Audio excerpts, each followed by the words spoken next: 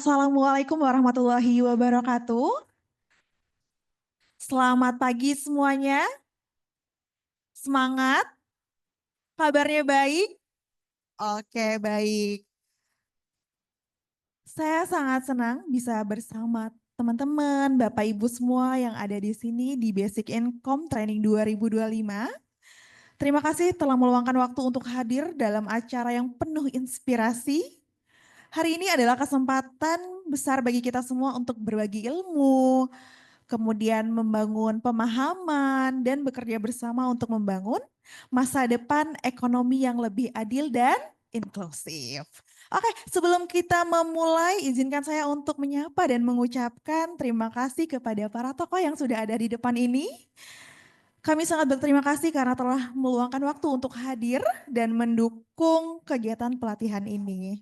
Selamat datang kepada Bapak Muhaimin Iskandar, Menteri Koordinator Pemberdayaan Masyarakat. Selamat datang Pak. Dan nantinya Bapak akan memberikan sambutan sekaligus nantinya akan membuka acara. Dan selamat datang juga kepada Prof. Hermanto Siregar, selaku Rektor Perbanas Institut, dan Wakil Rektor 3, Dr. Niko. Hadir? Oke. Dan Bapak Nawawi, Kepala Pusat Riset Kependudukan dari BRIN, dan Ibu Dr. Afiliani, Senior Economist Indef, dan Dr. Sarat Dafalah dari BIEN. Oke, saya perkenalkan, saya Simponi Sipayung, dengan senang hati akan menemani Bapak Ibu sekalian sepanjang acara hari ini. Semoga kita bisa sama-sama menggali pengetahuan baru dan berdiskusi mengenai UBI, mewujudkan masa depan yang lebih inklusif dan berkeadilan. Sebelum kita melangkah lebih jauh, izinkan saya memberi pantun boleh? Boleh ya. Berlayar ke pulau seberang, bawa harapan dalam layar terbentang. Bersama kita satukan terang, UBI hadir demi rakyat yang tenang. Oke, terima kasih. Semoga pantun ini memberi semangat kepada kita semua dalam memperjuangkan ekonomi yang lebih adil dan inklusif.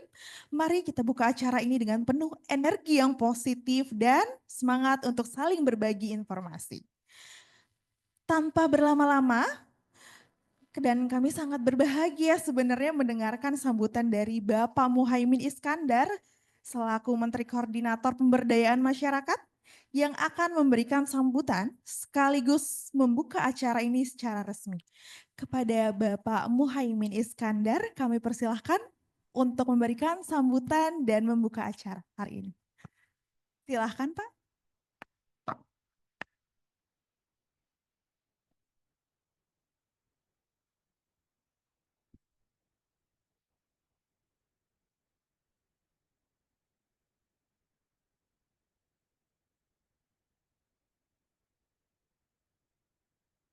Assalamualaikum warahmatullahi wabarakatuh.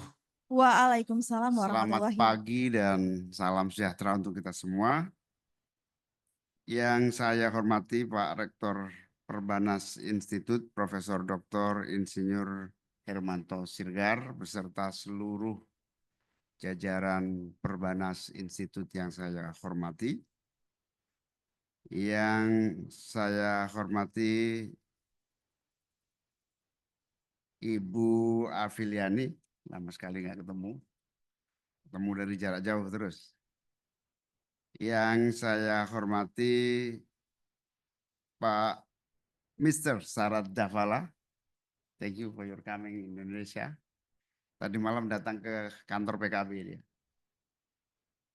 Yang saya hormati founder Indobig Network Bapak Yanu E. Prastyo. Yang saya hormati co-founder Kita Bisa. Kepala Pusat Riset Kependudukan BRIN Bapak Nawawi. Basic Income Out Network Mr. Guy Standing melalui online. Direktur of Resivitas Mr. Markus Brangkoli One melalui online. Bapak Ibu adik-adik semua mahasiswa hadirin para peserta yang saya hormati. bersyukur pagi hari ini kita semua dipertemukan dalam keadaan sehat walafiat untuk bersama-sama mengikuti diskusi kajian dan pelatihan tantangan dan peluang penerapan universal basic income UBI di Indonesia.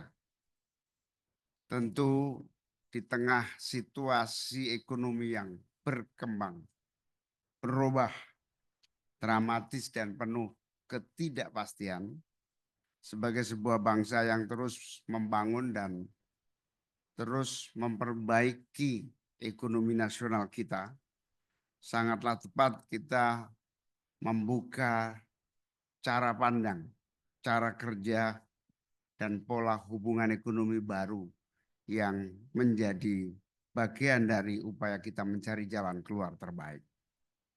Saya menyambut baik dan sangat penting acara pada hari ini, terutama ketika dunia sedang menghadapi tantangan besar ekonomi, di mana pentingnya kebijakan sosial yang menghasilkan ekonomi yang lebih adil, inklusif, dan adaptif.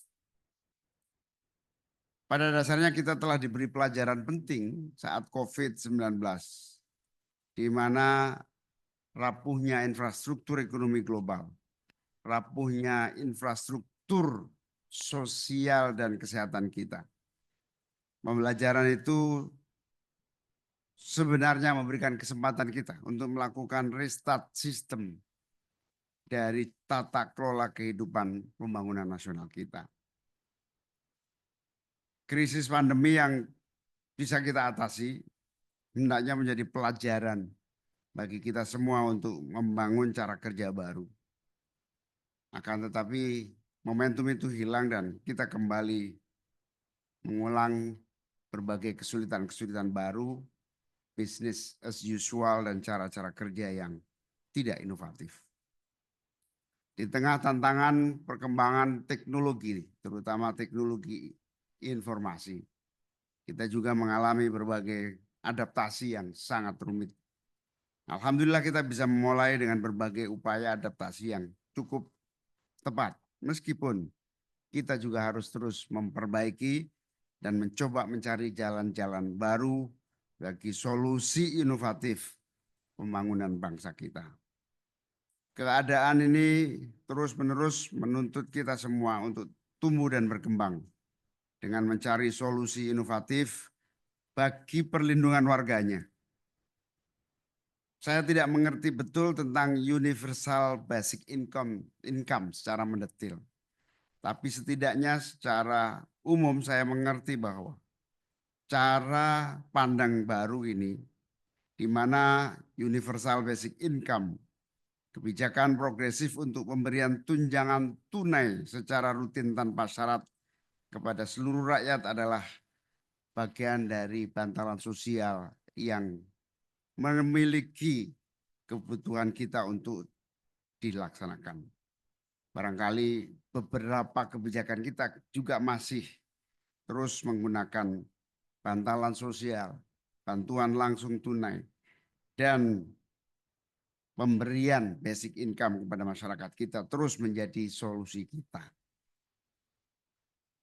Meskipun mengalami berbagai perubahan, salah satunya agar penanganan dan penanggulangan kemiskinan bukan hanya mengandalkan bantuan dari atas, karitatif, bantalan sosial, BLT, tetapi kita harus terus bergeser kepada paradigma baru di mana upaya penanggulangan kemiskinan diikuti dengan upaya pemberdayaan, yaitu diawali dengan pembangunan ekosistem bagi masyarakat miskin dan rentan miskin agar memberikan ruang dan kesempatan bagi mereka untuk tidak bergantung, lambat laun menjadi mandiri dan berdaya.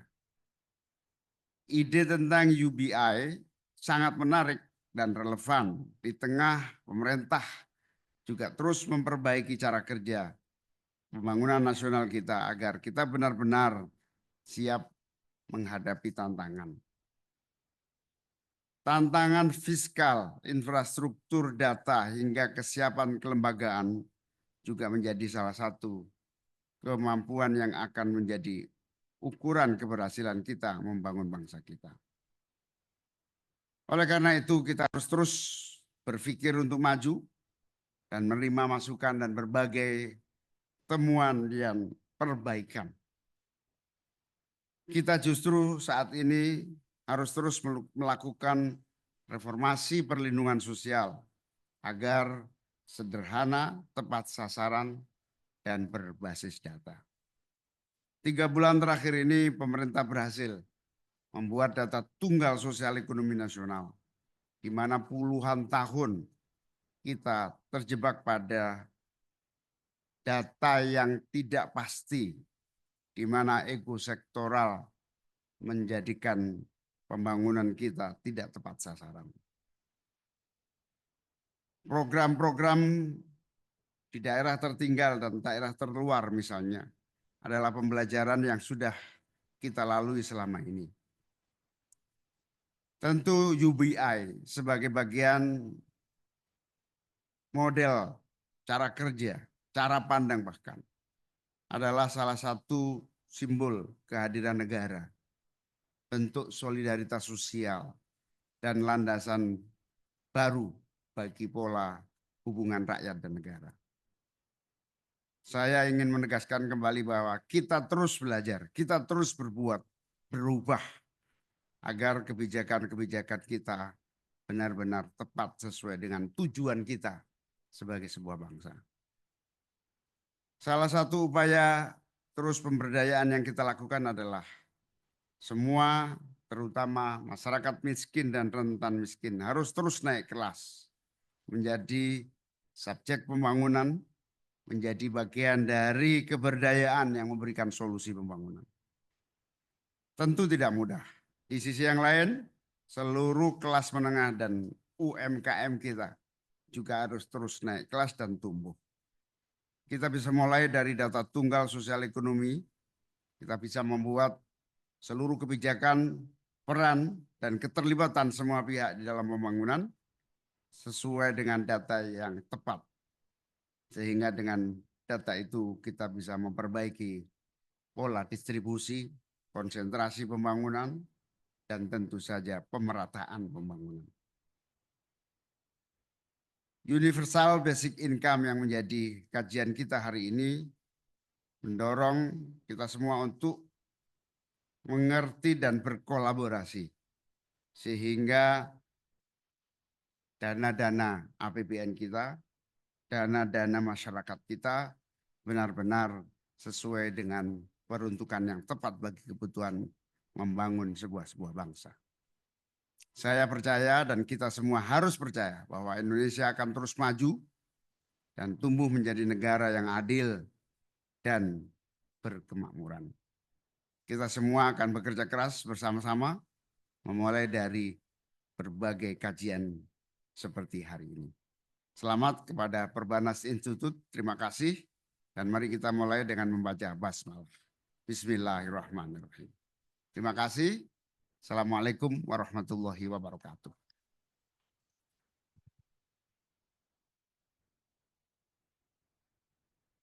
Terima kasih banyak Bapak Muhaimin Iskandar atas sambutan yang luar biasa dan atas kesediaannya untuk membuka acara ini secara resmi. Kami sangat mengapresiasi dukungan Bapak untuk pengembangan UBI di Indonesia.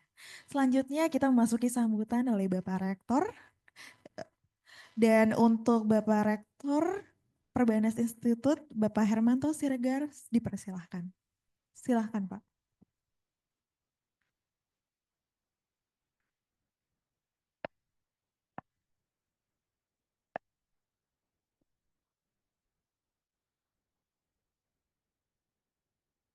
Assalamualaikum warahmatullahi wabarakatuh. Good morning, distinguished guests, speakers, and participants. His Excellency Bapak Menko Dr. Muhaimin Iskandar, Coordinating Minister of People Empowerment of Republic of Indonesia. Thank you for your time, very precious time, and We are very delighted for your coming to Perbanas. Mr. Nawawi from the Research Center for Population Brain, Mr. Al-Fatih Timur, co-founder of Kita Bisa, Dr. Yanu Enda Prasetyo, chair of the organizing committee, Mr. Sarat Davala from the Basic Income Network, Ibu Dr. Afiliani, Bapak Wakil Rektor, Dr. Niko, and all the participants. It is my great pleasure to welcome all of you to the Basic Income Training 2025 held here at Perbanas Institute. We are honored to host such an important and timely event that brings together students, academia, policymakers, and institutions to explore one of the most pressing topics of today's social policy landscape, which is universal basic income, or UBI. The word today is navigating through complex challenges, from the economic impacts of the COVID-19 pandemic, as mentioned by Bapak Menko, to the ongoing transformation brought about by automation, climate change, and digital disruption. These challenges have exposed vulnerabilities within our economic system and have deepened existing inequalities. Indonesia too is no exception. With our diverse population and very huge population and growing economic demands, we are called to find innovative and inclusive policy solutions that prioritize justice, resilience, and sustainability. Universal basic income offers a promising framework to respond to these needs and to build a more equitable society. So not all burden actually borne by the government, but by all of us. We are privileged today be joined by distinguished speakers and of course Bapak Menko, including representatives from BRAIN, Kita Bisa, Basic Income Earth Network, whose insights will guide us in thinking critically and creatively about the future of the UBI in Indonesia. To all participants, I encourage you to engage fully, ask bold questions, and connect with one another. Participants here, offline, or also online. May this training not only enhance our collective understanding, but also spark collaboration that lead to meaningful changes. Once again, welcome to Perbanas. Wishing you a productive and inspiring training ahead. Thank you very much. Wassalamualaikum warahmatullahi wabarakatuh.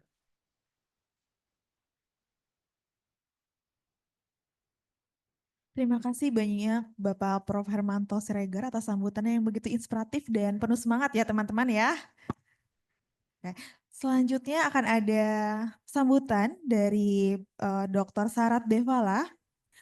Kita akan mendengarkan sambutan dari beliau yang mungkin nanti akan membahas sedikit mengenai uji coba UBI di luar gitu ya. Untuk Sarat Devala, diperiksa. Terima kasih.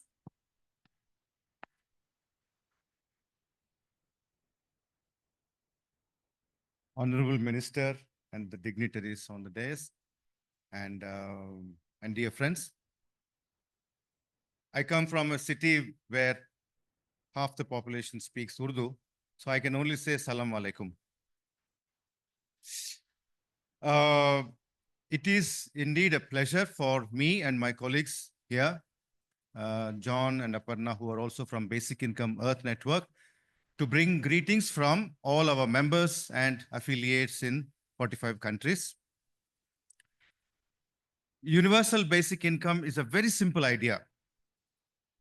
It is actually very shockingly simple because it is unconditional cash given periodically to everybody. It's as simple as that. The simplicity is like,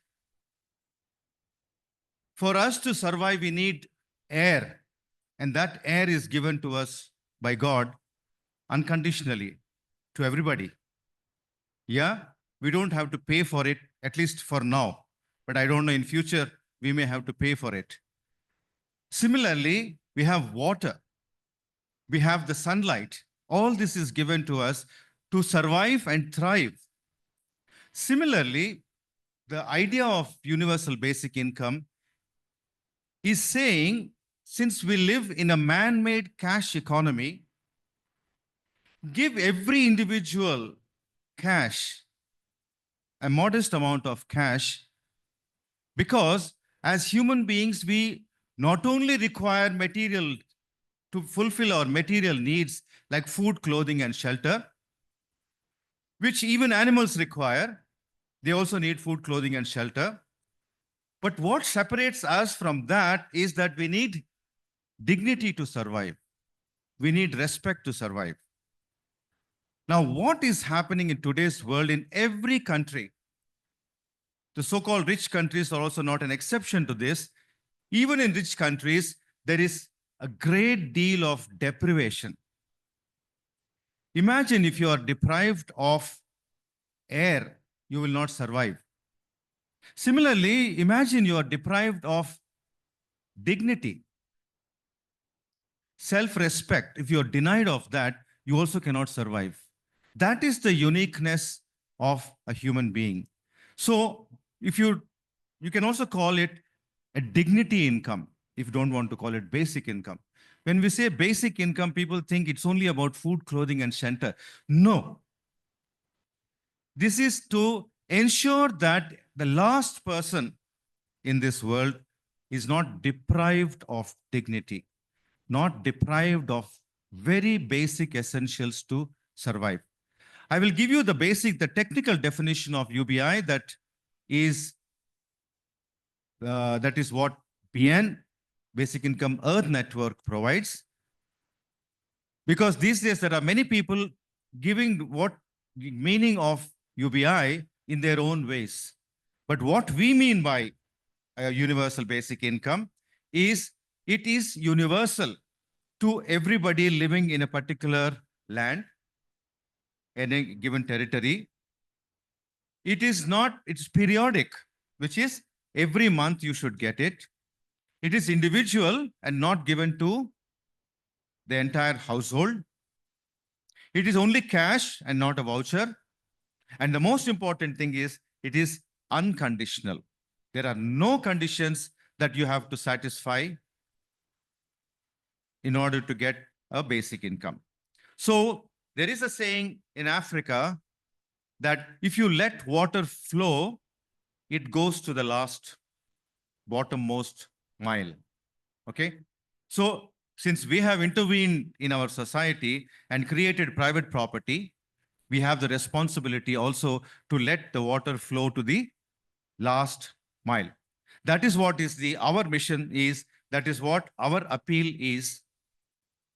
Now, just one more point I will raise, and after that I will close. That in this world, we already experience unconditional income. Do you know where? In our families. Don't we get unconditional income from our parents in order to thrive, grow, survive, and then go and be able person in the society? So what we are asking as BN is that what you have experienced there, why don't you bring it to the public life? If there can be private inheritance, can there be also public inheritance? Because what we have today inherited, the economy, the society, the culture, everything is the product of the previous generations. And I should have the benefit of enjoying that inheritance. So basic income is essentially dignity income and also public inheritance. Thank you very much. And I would appreciate, thank you so much, Honorable Minister, for gracing this occasion. Thank you. Thank you, Dr. Sarah, atas pengalaman dan insightful ya teman-teman. Kita sudah mendengarkan sambutan dari beliau. Kemungkinan kita selanjutnya akan melanjutkan sambutan dari Ibu Afiliani dari Senior Ekonomis Indef ya Bu. Dipersilakan.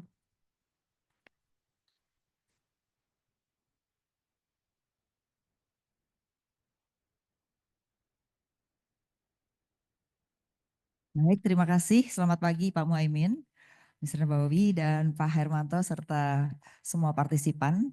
Jadi menarik sekali topik hari ini. Pak Menteri aja tadi mengatakan bahwa ini sesuatu yang kita baru perhatikan ya Pak ya. Dan kalau kita melihat sebenarnya kenapa sih kita perlu perhatikan ini? Hampir seluruh dunia sekarang mengalami kemiskinan yang meningkat, bukan hanya di Indonesia. Bahkan negara-negara maju pun sekarang kalau kita lihat demo di mana-mana, karena kemiskinan juga terjadi gitu. Sehingga perlu adanya basic income di mana mereka bisa hidup layak ya. Nah, kita lihat sekarang minimal penghasilan yang kita lihat adalah $2. Bayangkan $2 dari zaman dulu sampai dengan sekarang. Kalau orang sudah melihat inflasi dari tahun ke tahun, dari inflasi tertinggi sampai dengan inflasi terendah, ya pastinya pendapatannya naiknya cuma 5%, pengeluarannya naiknya sudah lebih dari 10%. Itulah yang membuat akhirnya lebih besar pasak daripada tiang. Karena pengeluarannya sama sekali tidak cukup. Bahkan kalau lihat penghasilan masyarakat Indonesia, 70% hanya habis untuk kebutuhan basic need. Ya, itu pun kelasnya menengah atas. Nah, yang berbahaya kita itu adalah kita punya 4 kategori penduduk ya. Penduduk yang di atas itu jumlahnya hanya 10-20% di atas, 10% di atas, itu bisa kontribusinya 45% terhadap konsumsi. Jadi kenapa Indonesia bisa tumbuh 5%? Karena orang kaya dan menengah atasnya itu cenderung kontribusinya hampir 70%. Sedangkan orang menengah bawah dan yang miskin itu kontribusinya tidak lebih hanya dari 20-30%. Jadi itulah. Nah, yang bermasalah di Indonesia saat ini adalah kalau yang miskin dapat tunjangan BLT ya. Walaupun BLT-nya mungkin nggak cukup juga gitu. Ini yang juga perlu diperhatikan. Nah, menengah bawah problemnya adalah beda 1.000 perak dengan kelas menengah atas atau beda 1.000 perak dengan orang miskin. Dia nggak dapat apa-apa. Nah, ini jumlahnya hampir 75 juta orang gitu ya. Nah, jadi memang kita perlu perhatikan ini kenapa saya sebutkan sih ada negara gagal gitu ya. Nah, apalagi kalau krisis. Krisis itu orang kaya makin kaya, orang miskin makin miskin. Jadi kalau makin sering krisis itu bahaya sebenarnya. Kesenjangan makin tinggi. Pendapatan per kapita yang sudah naik pasti turun lagi ya. Jadi ini bukan hanya di Indonesia, tapi hampir semua negara menghadapinya. Makanya tadi topik ini menjadi menarik buat kita karena kita perlu memikirkan bagaimana cara pemberdayaan. Jadi mungkin BLT itu juga nggak boleh selamanya, tapi bagaimana memberdayakan masyarakat sehingga income mereka bisa naik gitu. Jadi ini mungkin tugas Pak Muhaimin agak berat nih Pak, karena pemberdayaan itu menjadi kunci penting untuk menaikkan kelas 75 juta orang Pak. 75 juta orang ini adalah menengah bawah yang sekarang banyak di sektor informal sebenarnya. Jadi sektor informal tetapi belum cukup income-nya untuk bisa hidup gitu. Nah ini harus naik kelas ke menengah atas ya. Sehingga kalau yang miskin itu cenderung memang perlu kita pikirkan adalah memang BLT-nya jangka panjang. Karena untuk memberdayakan mereka tidak mungkin dalam jangka pendek ya. Nah yang kedua kalau kita lihat dari faktor pendidikan sendiri. Pendidikan kita hampir lebih dari 50% itu kan SMA ke bawah. Yang cenderung mereka juga skillnya sangat terbatas. Jadi dulu juga Pak Muhaimin pernah melakukannya adalah ke vokasi Pak. Vokasi itu saya rasa lebih penting. Jadi anggaran pendidikan yang 20% mungkin perlu dipikirkan untuk beda alokasi.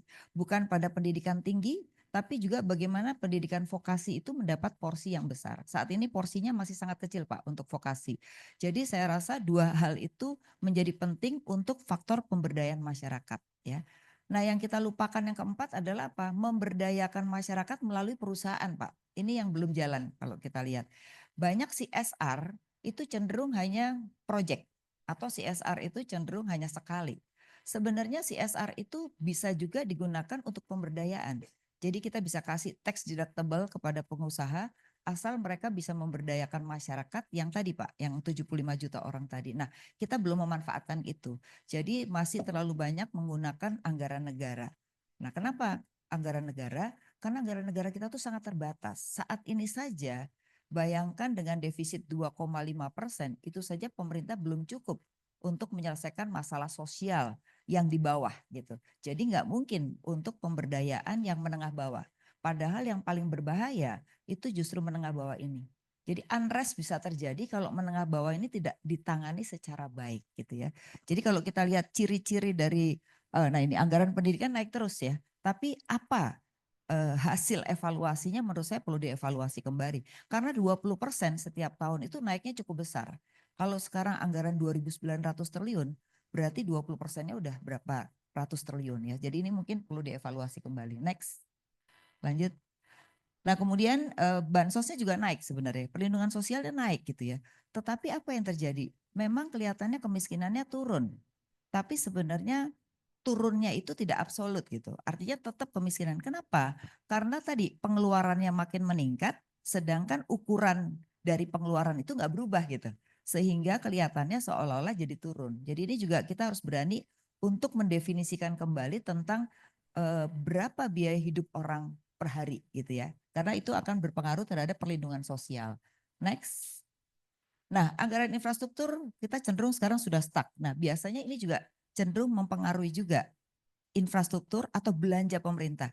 Jadi efisiensi pemerintah saat ini itu justru bisa mengganggu masyarakat. Kenapa? Di daerah-daerah itu sangat tergantung pada APBD di dalam belanja masyarakat, di dalam juga pendapatan masyarakat. Jadi begitu ada pengurangan atau pengalihan itu cenderung akan mengurangi karena belanja pemerintah akan turun. Nah, ini juga mungkin perlu perhatian buat Pak Menteri. Jadi efisiensi itu belum tentu baik bagi pertumbuhan ekonomi karena otomatis mempengaruhi belanja negara, mempengaruhi belanja pemerintah daerah, akan mempengaruhi juga masyarakatnya. Jadi itu berkaitan nanti dengan pemerataan pembangunan ya. Next, itu anggaran infrastruktur. Nah, ini kita lihat apa yang dilakukan oleh pemerintah. Memang sekarang ini pemerintah lebih banyak ke anggaran sosial kalau kita lihat ya. Ada MBG, ada segala macam. Cuman perlu dilihat lagi adalah pada tingkat implementasinya. Apakah pada tingkat implementasinya itu memang baik atau enggak gitu. Belum tentu baik ya. Karena sekarang juga kalau kita lihat mungkin lebih penting orang tuanya dapat pekerjaan gitu sehingga anaknya bisa makan dibandingkan hanya makan gratis tapi orang tuanya nggak bekerja gitu. Jadi mungkin juga perlu mengevaluasi kembali apa yang sudah dilakukan secara sosial. Tapi kita harus akui bahwa secara sosial pemerintah ini sangat ingin semua masyarakatnya itu lebih sejahtera. Ingin masyarakatnya yang di kelas bawah itu naik kelas gitu. Cuman bagaimana cara menaikkan kelas? Mungkin kita perlu contoh yang sekarang mau dilakukan itu adalah transmigrasi. Itu bagus sebenarnya. Tapi bagaimana mengimplementasikan transmigrasi itu bukan hanya sekedar project ya. Tapi transmigrasi itu benar-benar membuat pemberdayaan masyarakat untuk bisa naik kelas ya. Dan yang terakhir mungkin yang belum diberdayakan juga adalah melalui perguruan tinggi nih Pak. Jadi di Madura kalau nggak salah ada namanya perguruan tinggi, itu bagus sekali. Di mana dia menjadikan KKN itu di suatu daerah dan daerahnya itu terus. Sekarang orangnya itu culture-nya sudah berubah karena perguruan tinggi itu punya daerah yang selalu menjadi binaan mereka. Ya binaan mulai dari bagaimana jadi usaha, memberdayakan masyarakat di daerah itu. Akhirnya bisa naik kelas. Nah mungkin ini nanti hubungannya KKN itu bagaimana kerjasama dengan perguruan tinggi agar daerah-daerah yang perlu dinaikkan kualitasnya, masyarakatnya, kualitas income-nya itu saya rasa juga bisa. Jadi mungkin Pak kuncinya adalah kita bisa memberdayakan masyarakat melalui perusahaan dan perguruan tinggi. Jadi mungkin semuanya jangan dibebankan pada negara. Saya yakin negara dalam 10 tahun ke depan nggak akan mungkin APBN-nya naik signifikan gitu. Karena kenaikan signifikan itu sebenarnya tergantung pendapatan masyarakatnya. Kalau masyarakatnya pendapatannya nggak naik, ya pajaknya nggak akan naik gitu. Jadi saya yakin ini mungkin cara baru untuk tidak menggunakan APBN, tapi bagaimana pemberdayaan dua hal itu. Saya rasa ini dan mungkin dalam diskusi nanti atau dalam kajian-kajian mungkin kita perlu cari terobosan-terobosan baru meningkatkan income dengan pemberdayaan. Bukan hanya sekedar ya kalau cash oke, tapi ada jangka waktunya. Karena kalau tidak nanti membuat masyarakat kita jadi malas kalau cuma terima duit terus gitu ya. Terima kasih. Assalamualaikum warahmatullahi wabarakatuh. Terima kasih Ibu sudah memberikan pandangan tentang tantangan dan peluang terkait UBI di Indonesia. Selanjutnya akan ada sambutan dari Kita Bisa kepada Bapak Al-Fatih, dipersilahkan. Tepuk tangan dulu.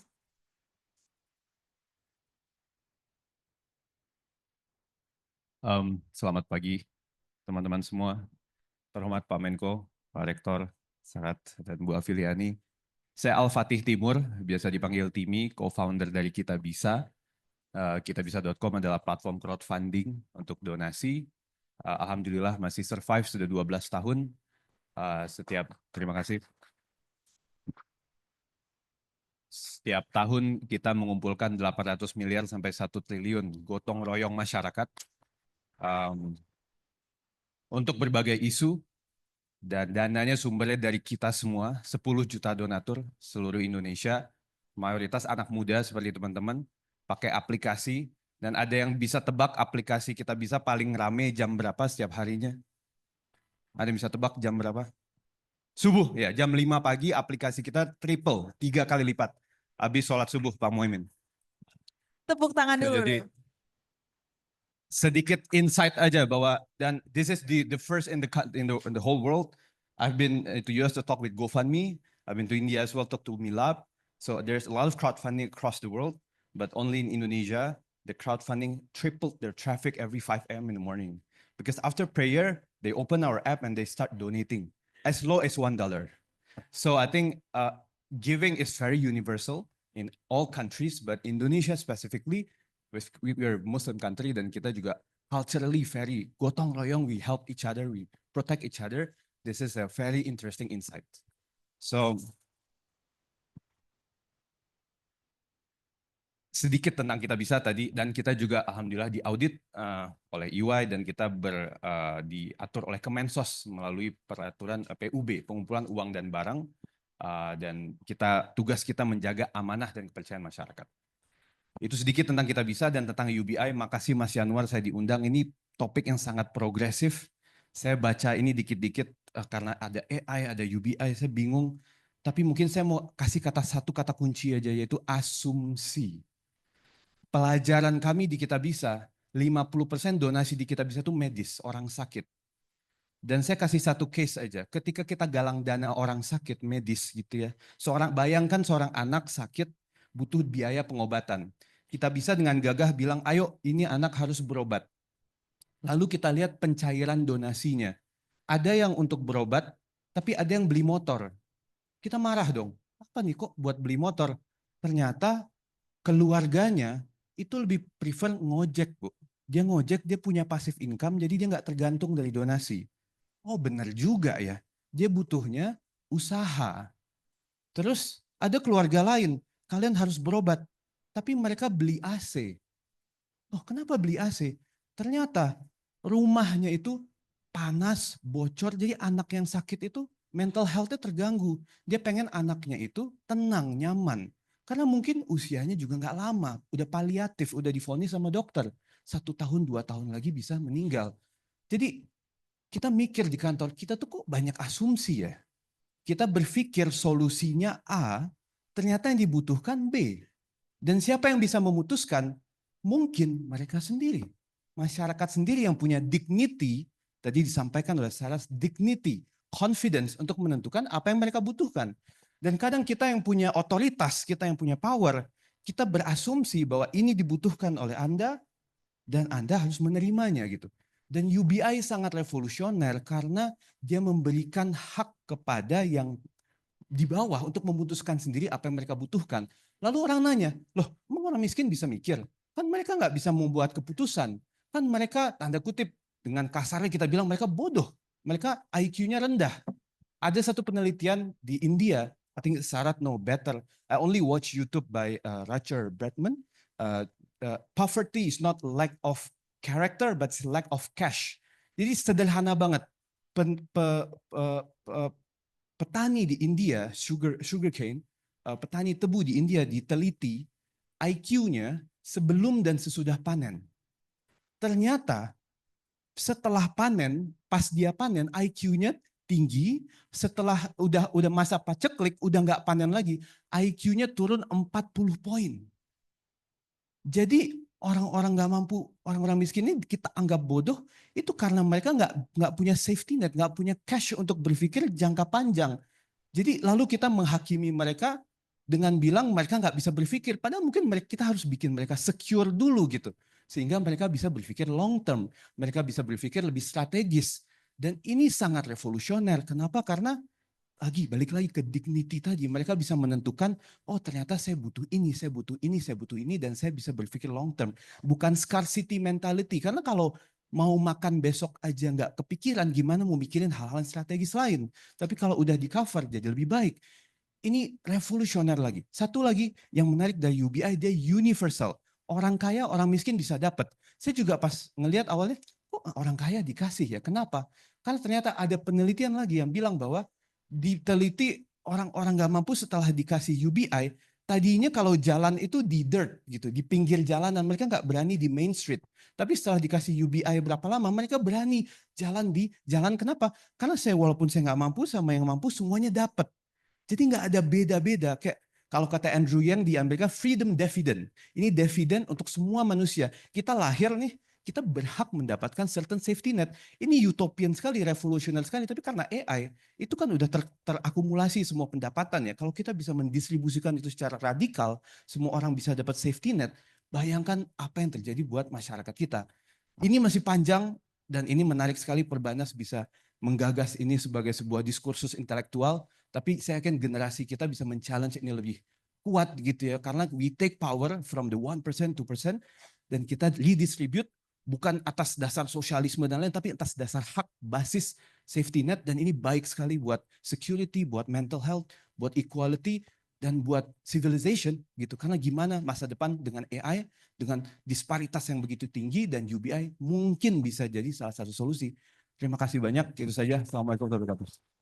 Waalaikumsalam warahmatullahi wabarakatuh. Terima kasih atas sambutannya Pak Al-Fatih dari Kita Bisa yang sangat open-minded, inspiratif ya penjelasannya untuk kita semua. Dan terakhir ada sambutan dari Bapak Nawawi, selaku Kepala Pusat Riset Kependudukan BRIN, dipersilahkan.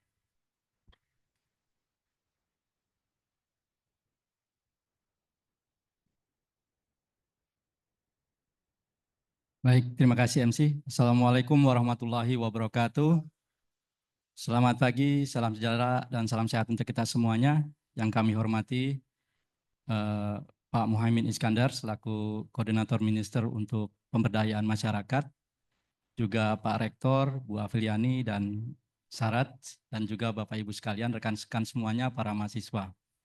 Kehadiran saya di sini selaku Kepala Pusat Riset Kependudukan, salah satu pusat riset di BRIN, tentunya ada kaitannya dengan apa yang sedang kita lakukan selama 4 tahun di BRIN.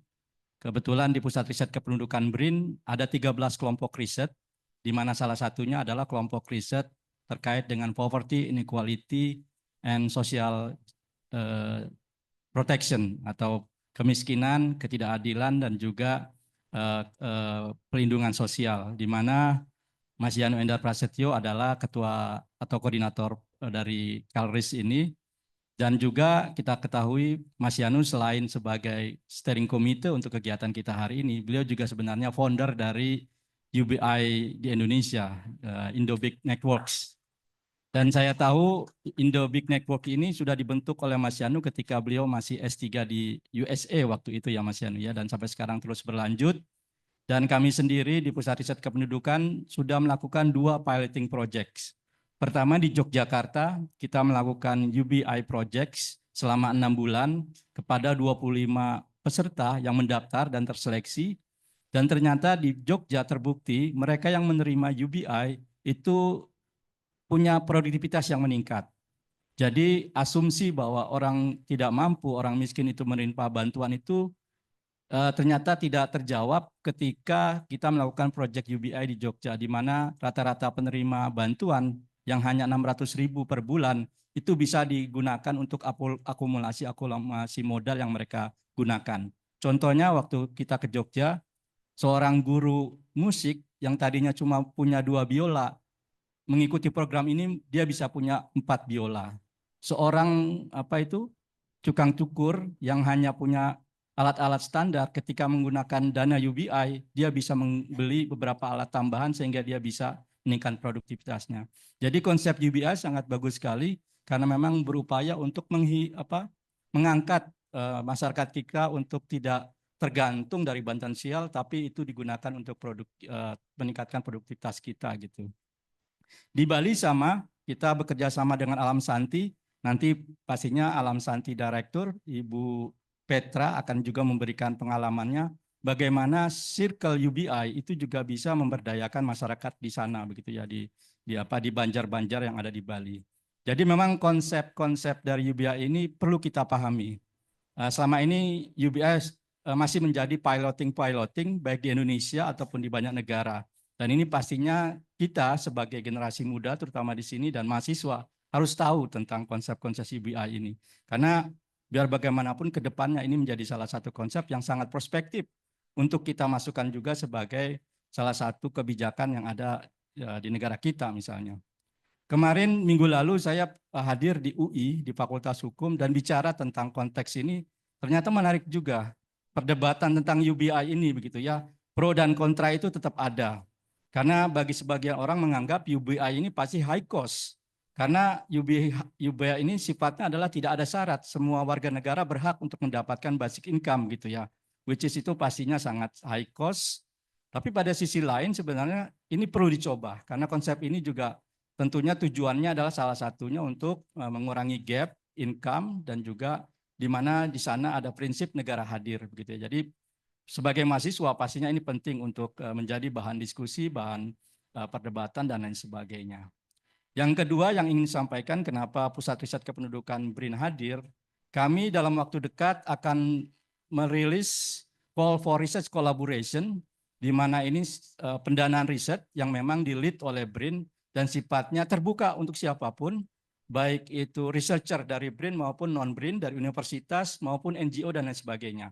Salah satu tema yang akan kita bahas adalah terkait dengan adaptive social protection, terkait dengan juga nantinya climate change. Dan saya yakin ini isu yang sangat menarik yang bisa kita garap, kita lakukan risetnya, dan pastinya ini challenge buat kita semua di sini, para akademisi, terutama mahasiswa, dosen, peneliti, NGO, dan lain sebagainya untuk bisa memanfaatkan peluang ini terkait dengan riset-riset terkait dengan adaptive social protection.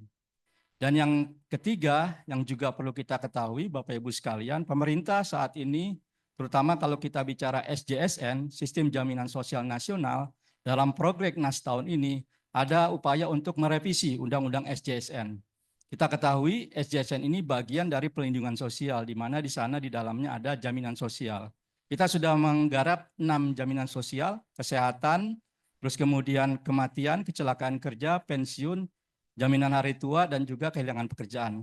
Ada isu yang mungkin bisa masuk di sana, terutama terkait dengan kecelakaan lalu lintas dan juga basic income. Nah ini seperti apa ini bisa diakomodir nantinya, tentunya challenge buat kita untuk bisa merekomendasikan, menjelaskan kepada parlemen kita terkait dengan pentingnya UBI.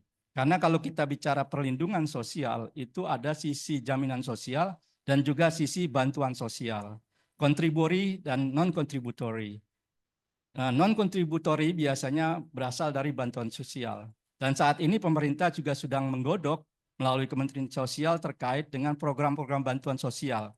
Yang pastinya nanti ada semacam perbaikan-perbaikan sehingga tidak lagi bantuan sosial itu diarahkan untuk masyarakat tergantung, tapi dengan bandanya bantuan sosial itu masyarakat terangkat sehingga bisa kemudian diberikan kepada orang lain yang lebih berhak seperti itu. Nah ini konteks-konteks ini kalau ada yang tertarik bisa apply untuk grant research yang disponsori oleh BRIN dan pastinya bagi mahasiswa, dosen, peneliti, NGO dan lain sebagainya kami sangat welcome untuk bisa memanfaatkan grant research ini. Dan juga di BRIN kami punya program research fellow dan postdoctoral programs dan juga degree by research. Nah ini penting. Degree by research adalah beasiswa dari LPDP yang dimanage oleh BRIN. Dan salah satunya dari Pusat Riset Kependudukan BRIN, pastinya kita sangat welcome untuk menjadi host institution bagi rekan-rekan mahasiswa yang mau melanjutkan S3 dengan riset-riset terkait dengan adaptive social protection ini. Terutama kalau nanti tertarik untuk melakukan disertasi terkait dengan UBI begitu ya. Jadi welcome memanfaatkan peluang ini, degree by research BRIN yang memang itu salah satu beasiswa yang diberikan oleh LPDP. Saya pikir itu beberapa poin kenapa kemudian Pusat Riset Kependudukan BRIN ini mendukung kegiatan ini dengan harapan Bapak Ibu rekan-rekan mahasiswa semuanya bisa paham tentang konsep UBI yang sangat penting ini. Sekian kurang lebihnya mohon maaf. Wassalamualaikum warahmatullahi wabarakatuh. Waalaikumsalam warahmatullahi wabarakatuh. Terima kasih Pak Nawawi atas penjelasan yang sangat bermanfaat ya terkait UBI di BRIN. Selanjutnya akan ada pembagian kenang-kenangan untuk mengingat kegiatan kita hari ini karena ini kegiatan pertama ya Mas Yanu ya. Oke, jadi Mas Yanu akan selaku panitia akan memberikan kenang-kenangan. Punten Pak Menko izin jika berkenan untuk berdiri terlebih dahulu, kemudian disambung oleh Pak Rektor, Dr. Sarah, Ibu Afiliani, Mas Al-Fatih, dan Pak Brin.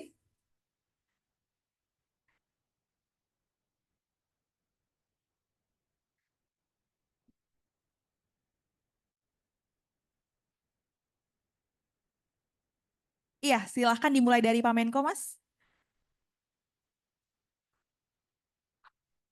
Boleh dikasih tepuk tangan dulu, teman-teman?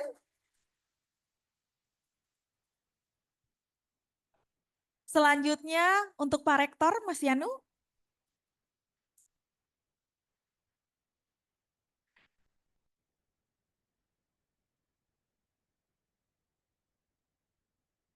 Selanjutnya untuk Ibu Afiliani.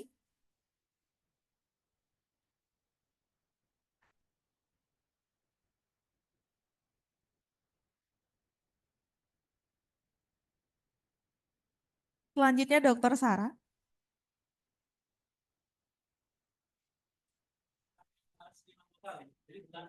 Aduh.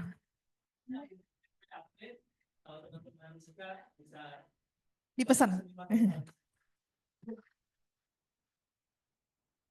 Selanjutnya untuk Mas Al-Fatih dari Kita Bisa. Sebelah sana, Mas.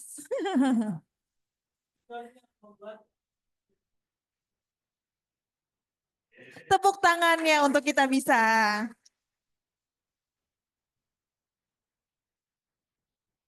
Iya. Ada pesan tersembunyi ya, Mas. Terakhir untuk Pak Nawawi.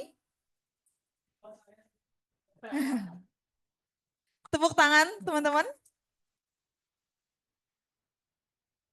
Selanjutnya foto bersama ya, Mas. Mungkin agak mepet, Mas. Agak mendekat dengan Pak Menko.